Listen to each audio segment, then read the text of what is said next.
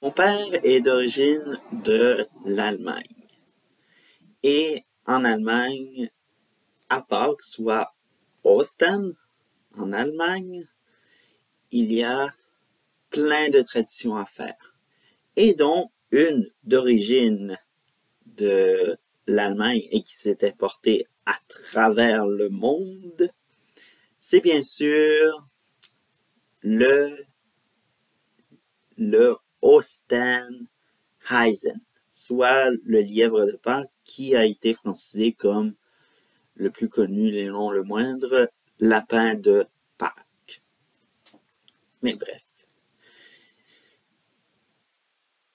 Il y a un certain fête de Pâques dans le passé. Mon père est venu me parler de une histoire très sombre à propos d'une étrange révélation à propos de ce Ostenheisen. Et bref. Il m'a révélé que ce que l'on voit dans les livres d'enfants, dont un lapin avec son panier et son œuf, ce n'est pas la vraie histoire de comment le lapin fait ceci. En effet, c'est mon grand-père qui lui a raconté toute l'histoire et il paraît que la légende dit vrai.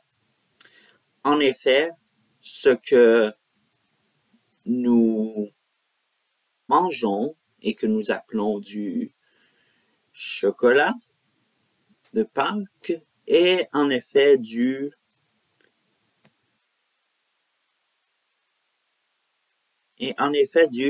Eisenkaka zu Osten.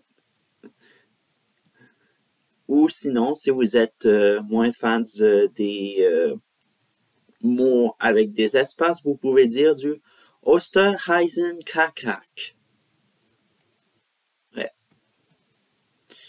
Cela m'a pas empêché de goûter à toutes les sortes de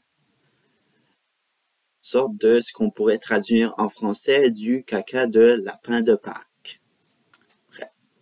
Et il est très facile de les identifier. D'ailleurs, le chancelier allemand a ouvert une section de recherche pour connaître ce Ostenheisenkakak.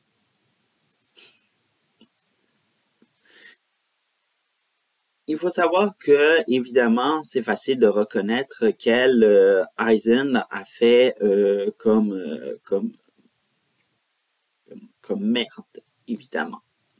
Alors donc, il est sûr que les chocolats au lait que vous appelez, mais qui est du caca brun clair, c'est un lapin de couleur brun pâle.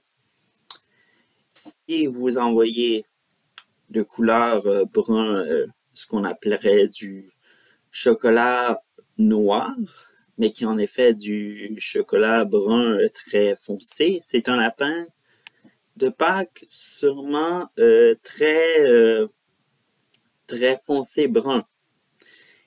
Ou même, si vous voyez un lapin qui a fait de la merde blanche, eh bien, c'est sûrement un lapin de couleur blanc. Et bref, en effet, on ne le sait pas comment ils font ce Ostenheisenkakak, mais on sait que il y a toujours le mystère de comment les Ostenheisen font pour soi-disant faire de la merde avec une couche finement colorée et qui est très dure C'est un peu comme un chewing-gum. Bref. Et coloré, évidemment. C'est un mystère qui reste de toutes parts. Bref. Mais également, le mystère, c'est de quoi il se nourrit ce Ostenheisen pour faire cette fameuse, comme on pourrait dire, de Ostenheisen kakak. Mais bref. L'essentiel, c'est que c'est bon. Et évidemment, un petit avertissement. Ceci n'est pas scatophile. C'est quand même quelque chose de comestible. Et bien sûr,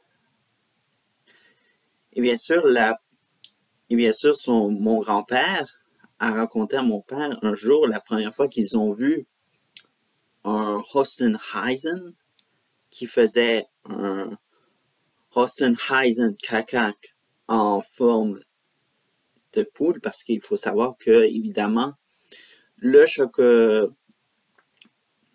Ostenheisen kakak se varie dans plusieurs formats. On a des poules, poussins, lapins, ou sinon lièvres, comme on dit dans l'Allemagne. Bref. Et bien sûr, plusieurs autres formes. La première fois que quelqu'un a découvert un Ostenheisen kakak en une autre forme que des œufs, ça a fait la une de tous les journaux allemands. Imaginez. Bref. C'est de même que j'ai compris que ça n'a pas défait mon attrait gourmand pour le chocolat de Pâques. Mais attention, il faut dire maintenant le Ostenheisen kakak, soit le caca de lapin de Pâques. Bref. Et aussi autre chose, on ignore comment ils font des Ostenheisen kakak en Bali. Bref. Alors donc, passez une joyeuse fête de Pâques et retransmettez cette histoire-là pour découvrir la vérité sur le lapin de Pâques ou le Ostenheisen que vous voyez. Et évidemment, il va y en avoir partout dimanche des Ostenheisen caca partout où l'on fête la fête de Pâques, surtout dans l'église catholique. Et bref. Dégustez le Ostenheisen caca.